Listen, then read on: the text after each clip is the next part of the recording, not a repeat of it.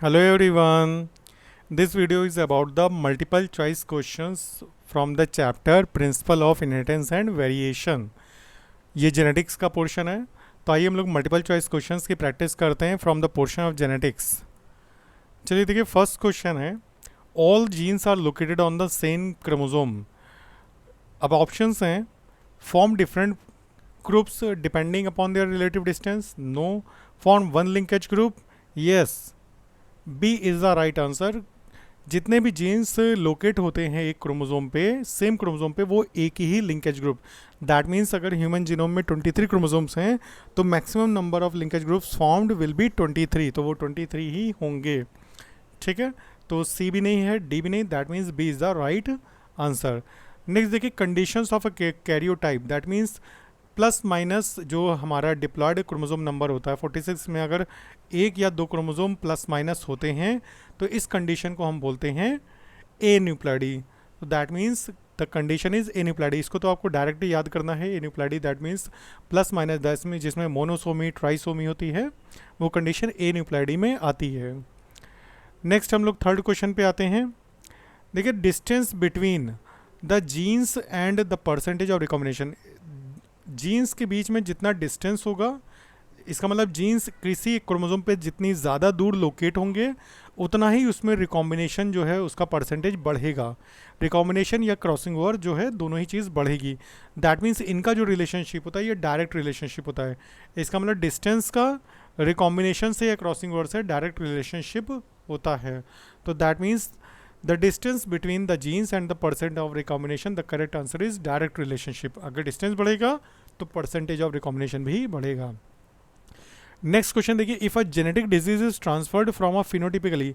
देखिए, अगर कोई जेनेटिक डिजीज होती है ट्रांसफर एक phenotypically normal but carrier female, female carrier है, तो वो जो डिजीज़ होगी अगर वो सिर्फ फीमेल से कुछ मेल प्रोजेनी में जा रही है और कुछ में नहीं जा रही है, दैट मीन्स कि 50%, जैसे फीमेल में जो एक्स एक्स क्रोमोसोम होता है, लास्ट में जो सेक्स क्रोमोसोम होता है उसमें एक क्रोमोसोम पे अगर जीन है, दैट मीन्स देखिए फिजिकल फिनोटिपिकली नॉर्मल अगर कैरियर है तो इसका मतलब ये हुआ कि उसके जो दोनों एक्स हैं उसमें सिर्फ एक पे ही डिजीज़ का जीन है।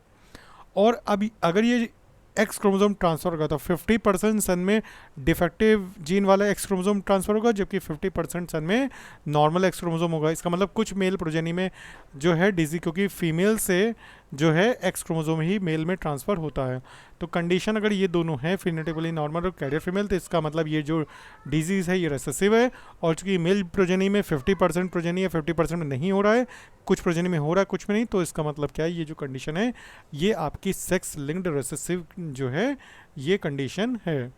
आइए नेक्स्ट हम लोग बात करते हैं, सिकल सेल एनीमिया में जो ग्लूटामिक एसिड होता है वो रिप्लेस हो जाता है वेलिन पे 6 पोजीशन पे। मतलब हीमोग्लोबिन का जो बीटा ग्लोबिन चेन है उसमें 6 पोजीशन पे ग्लूटामिक एसिड की जगह वेलिन आ जाता है, जिसकी वजह से जो है सिकल सेल एनीमिया कंडीशन होती है। तो which of the code, triplet code for valine, valine के लिए क्या होता है, वो होता है GUG। तो इसको याद कर लीजिए, ये होता है GUG, इसको आपको डायरेक्ट इसमें लर्न करना है।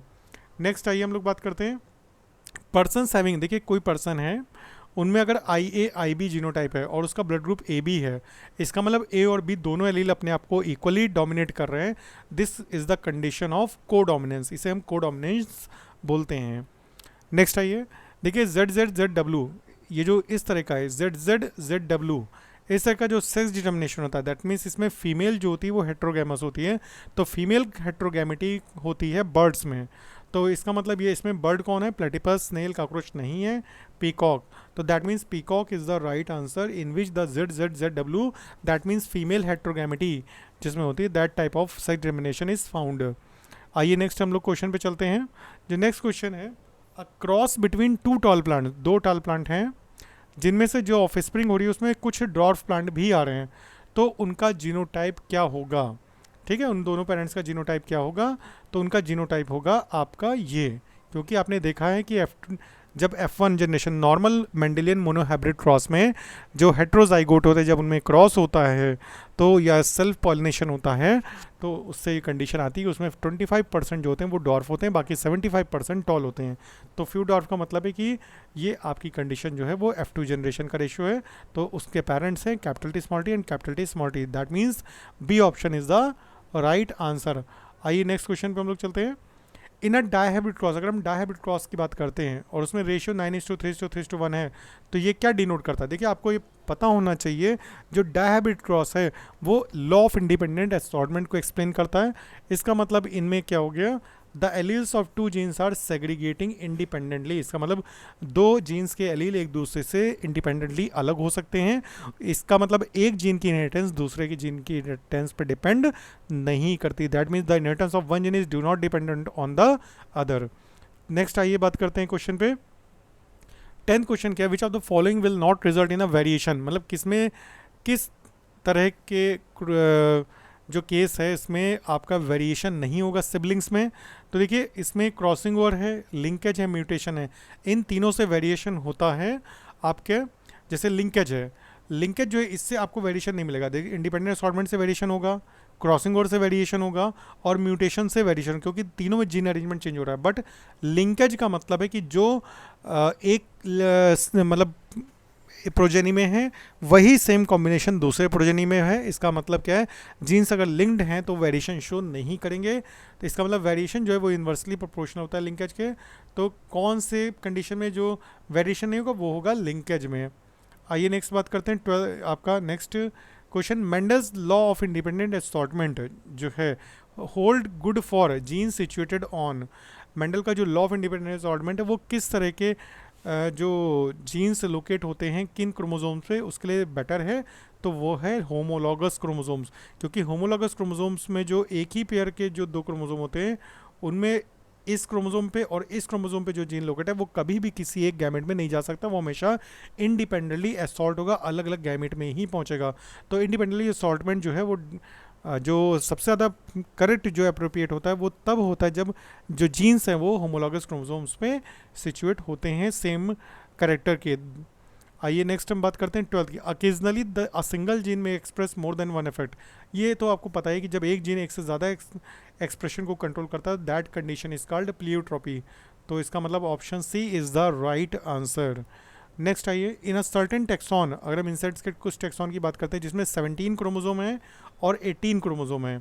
17 है आपका, देखिए 17 और 18 इंसेक्ट में जो होता है सेक्स डिटर्मिनेशन होता है वो XX एक्सो होता है। इसका मतलब एक्सो जो है वो है मेल और XX है फीमेल। इसका मतलब फीमेल में एक एक्स ज़्यादा होता है, तो इसका मतलब एक एक्स कम है, तो इसका मतलब वो 17 है, तो 17 होगा मेल के लिए और 18 होगा फीमेल के लिए।